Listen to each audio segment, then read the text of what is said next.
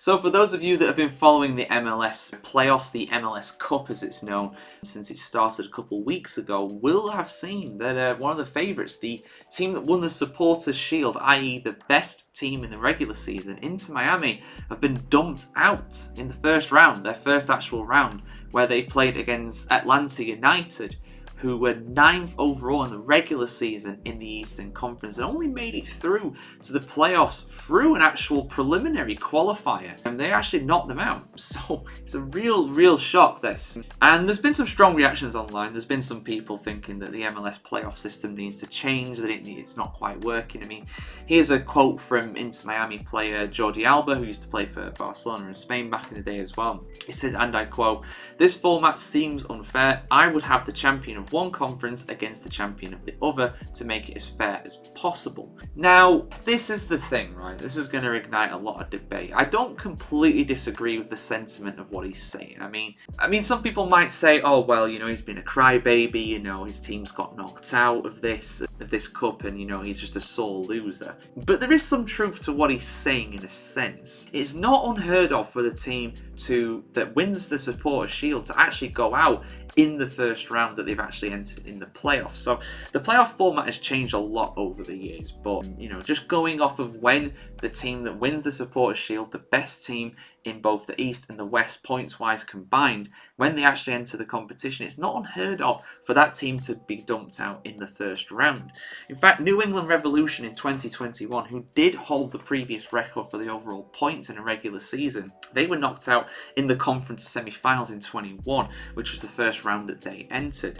Similarly as well, in 2020, the Philadelphia Union also went out in the first round after winning the Supporters' Shield. So it's not unheard of for this to happen. I mean, this has happened 3 times in the last 5 seasons, so it's more than half the time, just going off of this more recent times. And yes, this new best of 3 series with round 1 is something new. Had it just been a single playoff, Inter Miami would have gone through because they won the first game, but overall over 3 games Atlanta United managed to win the series. And this isn't something that's unique to American sports, but it is unique to football.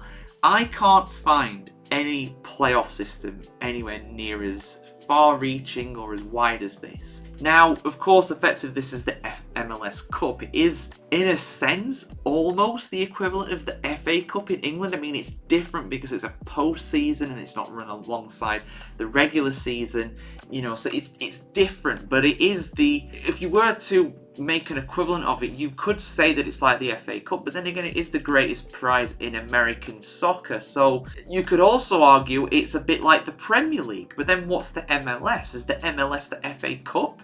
What's the Supporters' Shield at that point? It's a very complicated and unique system, but it's not unique to American sports. Look at basketball. They do a very long playoff system where it's similar to football actually. I think it's like the top 8 of both the East and the West Conference, and they face off against each other, and they're all seeded and everything like that. And it's a best of 7 series, you know, for that. So the first team to get to 4 victories over their opponents advances to the next round. So it's even more complicated in basketball really than football than soccer. So, you know, that is a downside of it. And, you know, there's not really, like I said, there's not really a football league in the world that has anything like this. The closest thing I could think of is the EFL playoffs, and you've got things like the relegation and promotion playoffs in countries like Germany. So, but even those are the best of 2, and then you might have like 3 games in the EFL playoffs. You might have you might have like 4 or 5 games maybe in the playoffs relegation in Germany.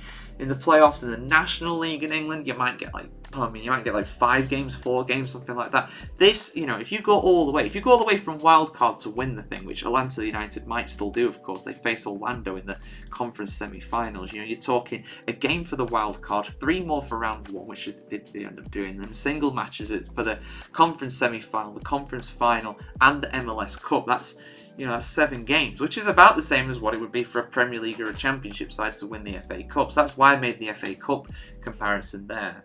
But, you know, on the positive side of things, it means that one team just doesn't completely dominate. you know, you have to be at your best every single match in this. You know, with the league season, you can have a few slip-ups, you can make a few mistakes, and you can still win it, which is exactly what Inter Miami did. They weren't perfect by any means this season, but they still broke the overall points record for a franchise in MLS history. So, and yes, there are more games and more clubs in the MLS now than there were 10, 20 years ago. So that is an advantage they have, of course, but still, it's a marker of how good they've been this season and how good we kind of expected them to be, really. I mean, a team that's got Luis Suarez, Lionel Messi, Sergio Busquets, and Jordi Alba, even all well over 38 years of age at this point, you know, they're still good players, you know. You know, you're talking the most successful Ballon d'Or winner in history, Messi, you know, so it's not a bad team at all. So there is that, and it's like, well, you know, at that point, it's meaning that the best team doesn't always win everything. You know, wouldn't it be boring if the best team won everything all the time, like Manchester City usually do in England? Isn't that boring? I find it boring personally.